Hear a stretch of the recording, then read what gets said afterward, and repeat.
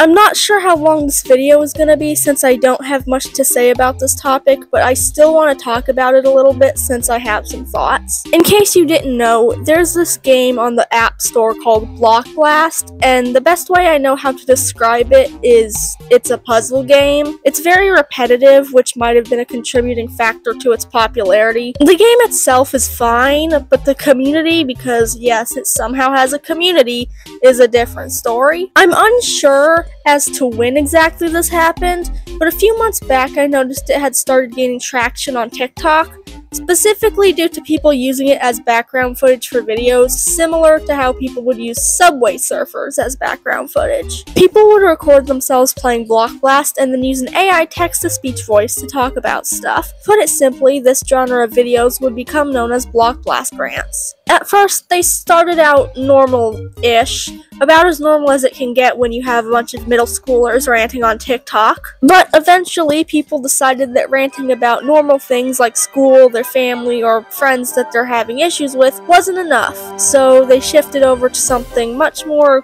concerning for their age, their life. Now, I'm not trying to say that that stuff shouldn't be discussed at all, but there's definitely a time and place for it. Preferably not on a public TikTok account that anyone can see, because these were 14-year-olds talking about all the nasty things they either wanted to do or did do with their partners, in graphic detail. And in case you don't see the issue with that, let me try to explain. A pedophile could be watching the videos about two 14-year-olds doing stuff to each other and enjoying it. It's a lot safer to just write that stuff down in your notes app than it is to post it online where creeps could find it. I get wanting to share your thoughts, but seriously, I am not kidding when I say I saw a comment from some dude who looked like a 60-something-year-old man posted on one of those rant videos. The dude had himself as his profile picture, and he was encouraging the poster to keep making videos about the stuff they did in the bedroom with their partner. How do we not see the issue here? However, I will also state that I'm under the belief that most of those stories from the rant videos are fake. They seem to be fetishizing gay relationships. A good example being an account by a guy named Luke or Luca or Lucas or something like that. It was spelled L-U-K-Z.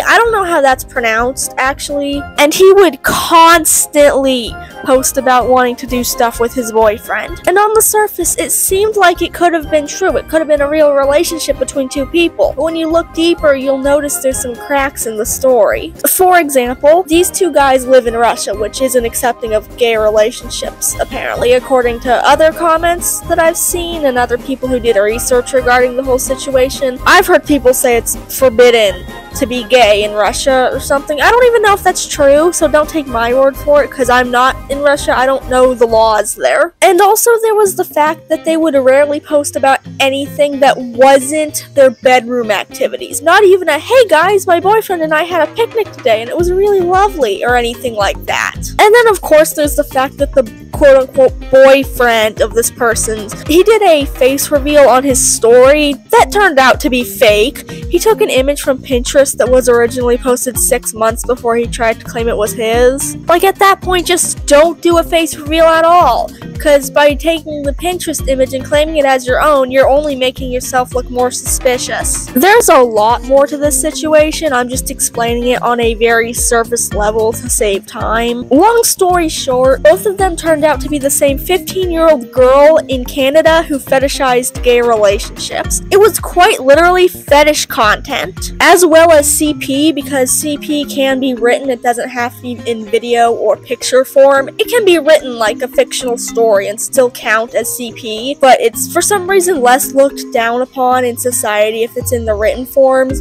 so no one really, questioned that for some reason. And also the Luke guy, or whatever his name supposedly was, he pretended to go into a coma after a supposed attempt that didn't work, and he did that as a result of people finding out he was actually a 15-year-old girl, because I guess he thought that that would be a good way to get away from the backlash, to make people feel bad that someone almost died because of them. But like, that's no.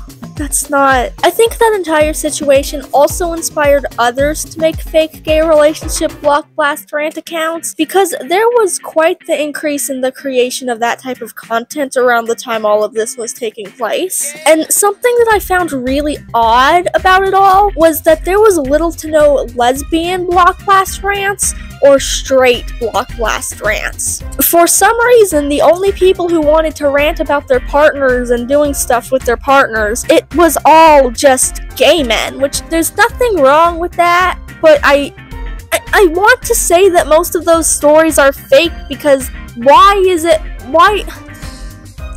There's no way that gay men are the only people who know what block blast is. And I think I lost the original point of this while writing the script, since I ended up just going on a mini rant about a single situation.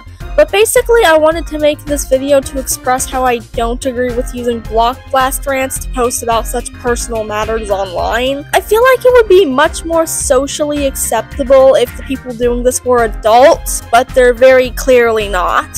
Minors should not be talking about that sort of stuff.